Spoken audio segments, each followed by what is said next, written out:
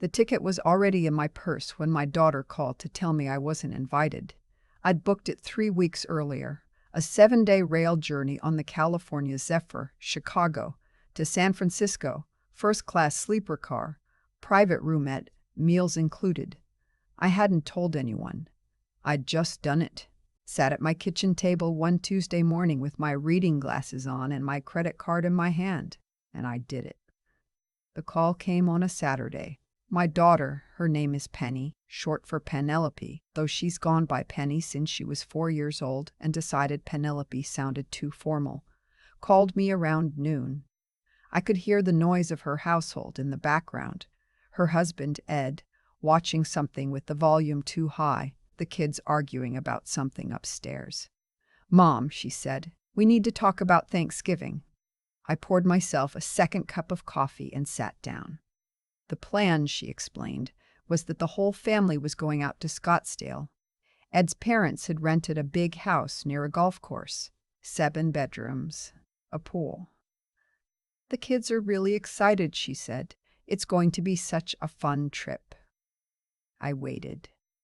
We thought about inviting you, Mom. We really did. But it's a long flight. And then there's all the activity, and honestly, the kids are going to be running everywhere. And Ed's mother said she wants to do a sunrise hike on Friday morning, and we didn't think it would be your kind of trip. There it was. I didn't say anything for a moment. I looked out my kitchen window at the yard. The leaves were almost all down. My neighbor across the street was raking, making slow circles in the November light. "We thought maybe you could do Thanksgiving at Joyce's," Penny said. Joyce is my older sister. She lives 40 minutes away and hasn't updated her living room since 1987. "That sounds fine," I said. "Really?" Penny sounded relieved. Too relieved. "Oh, good, Mom. I was so worried you'd be upset." "I'm not upset," I said, and I wasn't. Not exactly. What I was, though I couldn't have named it clearly in that moment, was tired. Tired of being managed. Tired of being the variable that people worked around. Tired of being the question mark in other people's plans. I hung up the phone. I finished my coffee. Then I opened my laptop and looked at my booking confirmation again. Private roomette. Window facing west for the best sunset views. Departure, November 26th. Arrival, December 2nd. Thanksgiving Day. I would be somewhere in the Colorado Rockies.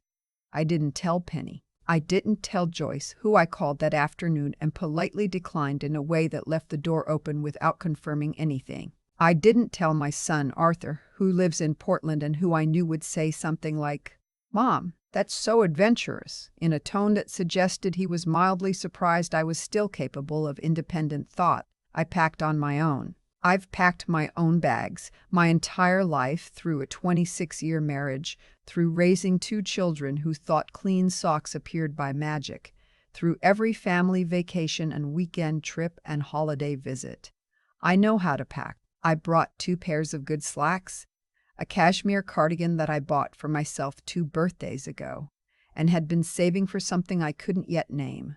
My book, my crossword puzzle book, my blood pressure medication, and the small framed photo I keep on my nightstand of my late husband, Gerald.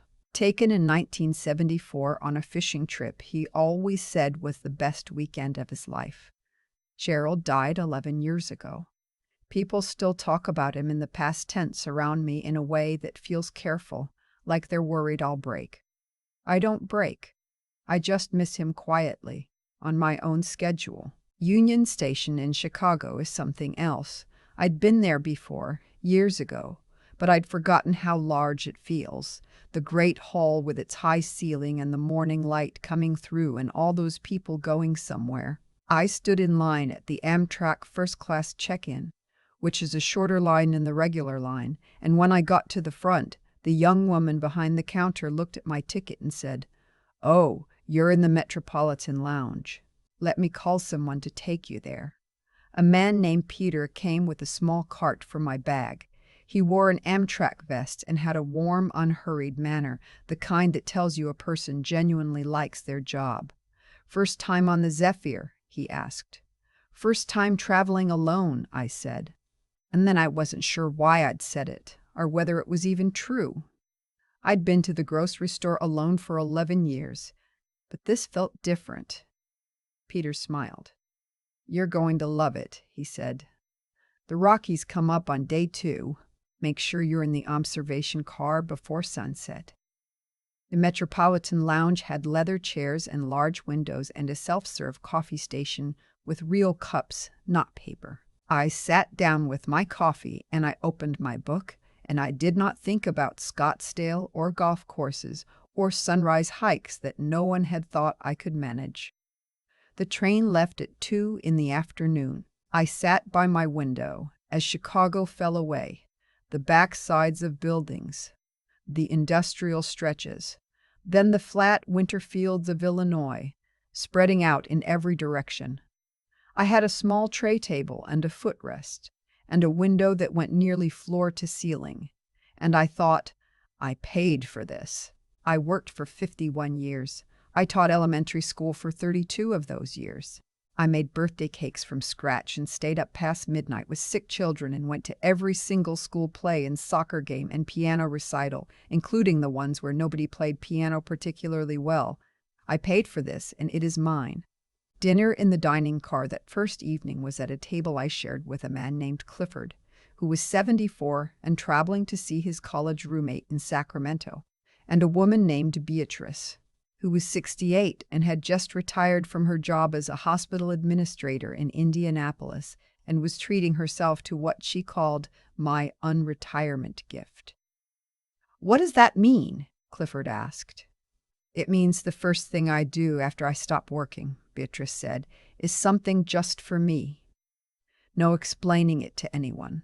No justifying the expense. No waiting to see if it fits into someone else's schedule." I looked at her across the dinner table, and I felt something loosen in my chest. "That's exactly right," I said. We talked through 2 courses.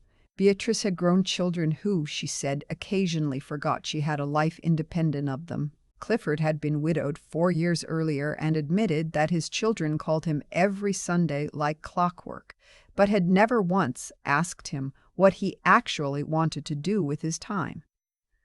"They think they're taking care of me," he said. "They're taking care of an idea of me." I understood that so completely that I didn't know what to say, so I just nodded. Back in my roomette that night, I sat by the window in the dark and watched the lights of small towns pass by. I'd brought Gerald's photo and propped it on the narrow shelf above the window. I told him about the dining car and about Beatrice's unretirement gift and about Clifford, who reminded me a little of Gerald's old fishing buddy. Same dry humor. I do that sometimes. Talk to him. Not because I've lost my grip on reality. I know perfectly well he can't hear me. But because 31 years of marriage means some thoughts still form themselves in his direction. Old habits don't disappear just because the other person does. The second day was Nebraska and then Colorado, and Nebraska is beautiful if you let it be. If you stop looking for drama and just look at the size of it. All that flat open land under an enormous sky. I had breakfast alone and I liked it. I had my book and my crossword and my window, and I didn't have to talk to anyone or be anywhere or perform contentment for an audience. My phone buzzed around 10 in the morning. A photo from Penny, the kids in the airport grinning, holding small backpacks. "Off to Scottsdale. Wish you could be here." Hein. I looked at the photo. My grandchildren are genuinely wonderful people. 6 and 9. Both of them loud and sweet and magnetic in the way that children are when they haven't yet learned to be careful with their feelings. I love them in a way that sometimes surprises me. How physical it is, how much it lives in the body. I wrote back, "Have a wonderful trip. Love you all." And I meant it. Every word.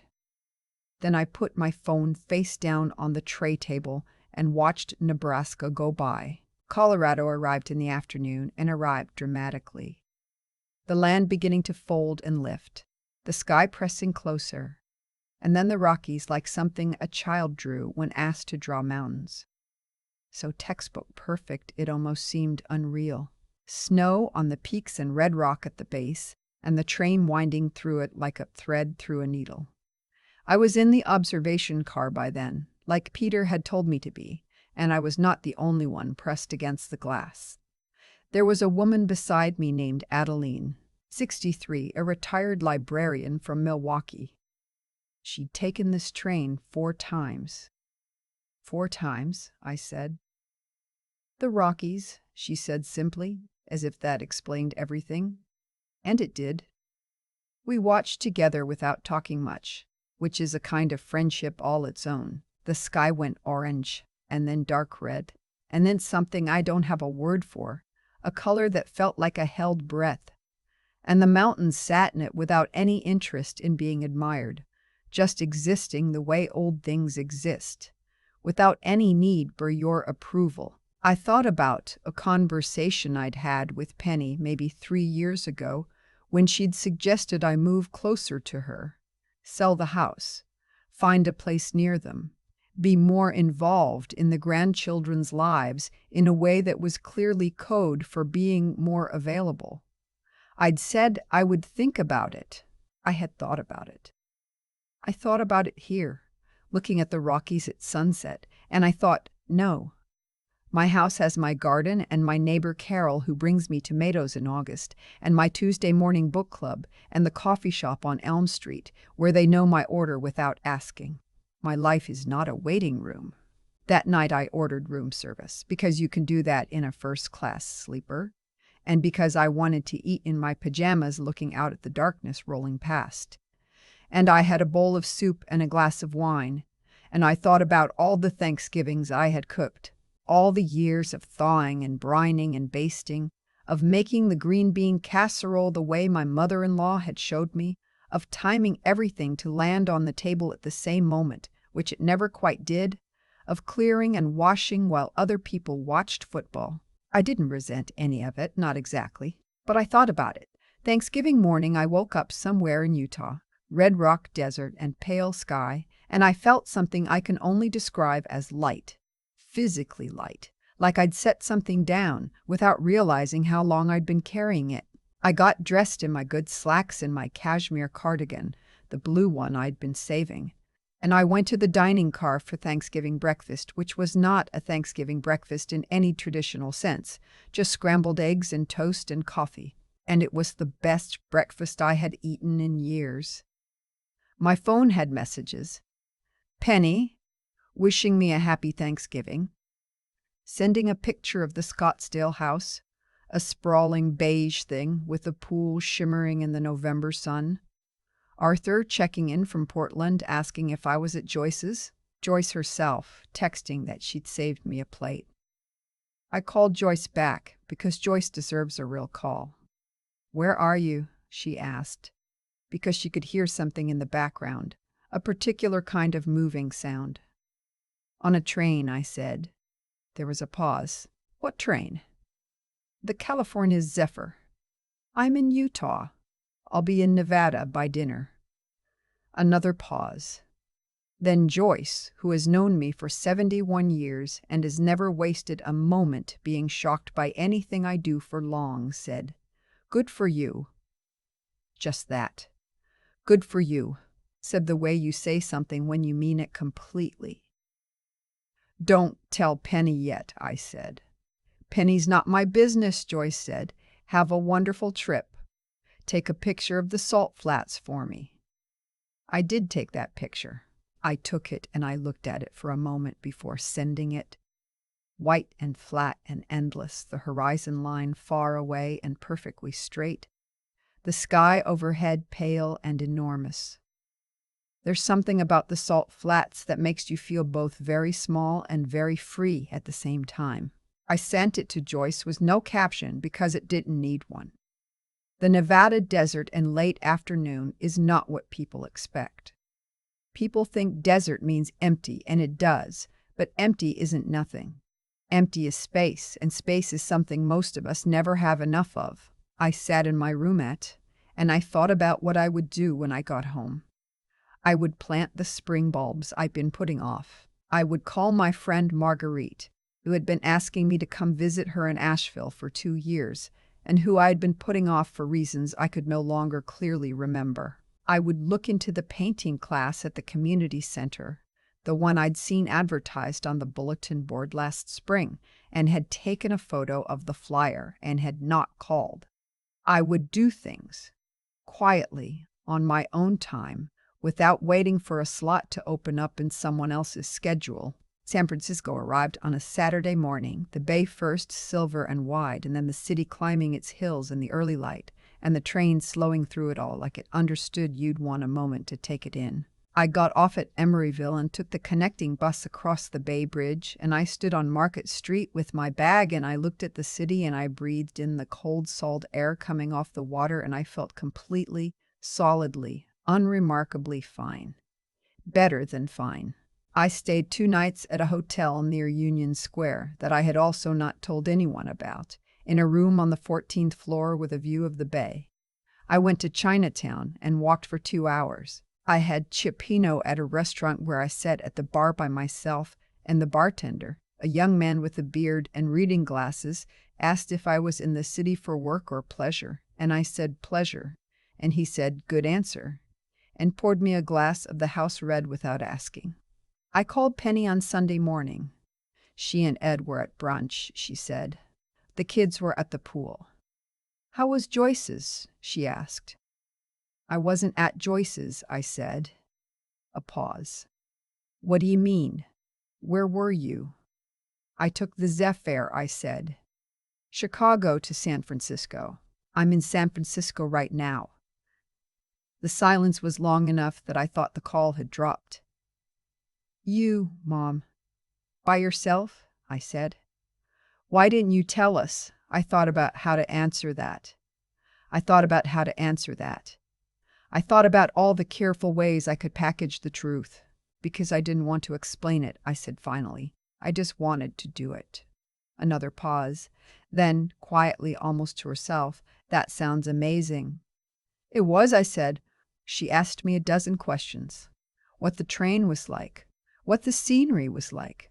Was I safe? Did I meet anyone? And I answered all of them. I could hear something shifting in her voice. Something she was rearranging. She asked when I was flying home. I told her Monday morning. "I love you, Mom," she said before she hung up. "I love you too, Penny." And I do. I love her completely. I love her in the complicated, grown-up way you love someone who is trying their best and sometimes miscalculates and doesn't always see you as clearly as you'd like. She loves me the same way, I think. We are doing fine, the two of us. We will do better. On the flight home, I had a window seat. I watched the city disappear under the clouds, and I thought about Beatrice's phrase, the unretirement gift. I turned it over in my mind the whole flight. The idea that the first thing you do after a chapter closes is something purely for yourself, not selfish, not careless, just a demonstration to yourself that your life continues on its own terms. Gerald would have loved the Rockies. He would have pressed his face against the glass of the observation car and said something quiet and dumb and perfect, the way he used to when things moved him, and he didn't want to show how much. I know this the way I know my own hands. I got home on a Monday evening. My neighbor Carol had collected my mail. The garden was dormant, brown and waiting. I put Gerald's photo back on the nightstand, and I made myself a cup of tea, and I sat in my own kitchen, in my own house, in the quiet I have built for myself, and I was glad to be back. But I was glad I had gone. That's the thing no one tells you. Or maybe the thing you can only learn by doing. That going and returning are both good, and that you're allowed to have both, and that the life you come back to is shaped a little by the life you chose while you were away. I'm already looking at the coast starlight. Seattle to Los Angeles. Spring departure. The reservations aren't made yet, but I know where my credit card is.